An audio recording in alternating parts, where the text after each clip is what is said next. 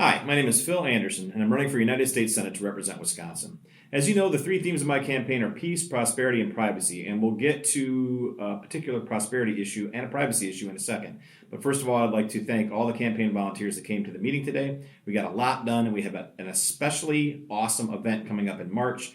We haven't really decided what to name it yet, but it's going to be a tournament of bad government ideas that sort of mimics the size and structure of the March Madness college basketball tournament. So look forward to that. We've got some really, a plethora of examples of bad, stupid things the government has done. Speaking of which, the topic of today's talk is the conflict between the United States Government Bureau of Land Management and the ranchers in Oregon. I got asked yesterday by a supporter to address that, and I'm happy to address it now.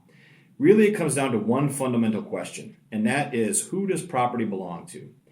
As I understand it, the history of this land out there, originally ranchers settled the land and raised cattle on it. After a while, in the later years, the government decided to enact the Bureau of Land Management.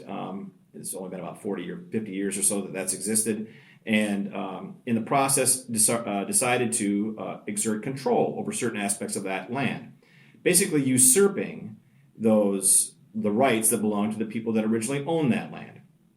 They've also done things like mistreat the land, sell the mining rights for land that they're already supposed to be allowing the ranchers to use, basically abusing the essential property rights of these ranchers. Now, and I'm not trying to excuse anyone's behavior in this situation because, generally speaking, armed conflict is a bad idea. However, in defense of property rights, or any rights that are inherent to people, life, liberty, and property, occasionally people have to take up arms if their government or if other people are trying to take away their rights. Again, I don't know all the facts about this. It's very sad and unfortunate that Lavoy Finicum was killed by the BLM. But the essential question here is, who owns the land originally? Who has original jurisdiction? And I would argue that in a representative government, and a government that supposedly respects life, liberty, and property as essential rights of people, that the rancher's right to the land comes first, before any governmental right. Otherwise, there's no consent of the governed, right? And if a majority of people decide that the government should take away rights from those ranchers, then the majority of people can decide anything and take away rights from anybody. For example, Jim Crow laws in the South earlier in the 20th century and before. Those are a bad idea, right? Because the majority is deciding something bad, taking away rights for, in that case, black people to conduct their business freely. In this case, it's a majority of people as acting through the federal government and the BLM to take away the rights that essentially belong to these guys who have owned this land and have responsibly ranched cattle, etc., on it for decades. So in this conflict in general, I am falling on the side of the ranchers.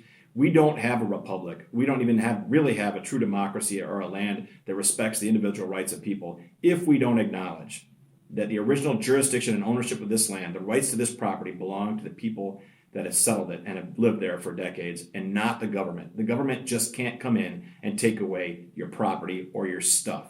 They do it all the time, eminent domain being another example, but it's not right. As your senator, I will fight against any way in which the federal government takes away that right or tries to inhibit the right of people to dispose of their property and use their property as they choose to. And those are a couple of examples, not only the situation in Oregon, but eminent domain. Thanks, and I'll talk to you tomorrow.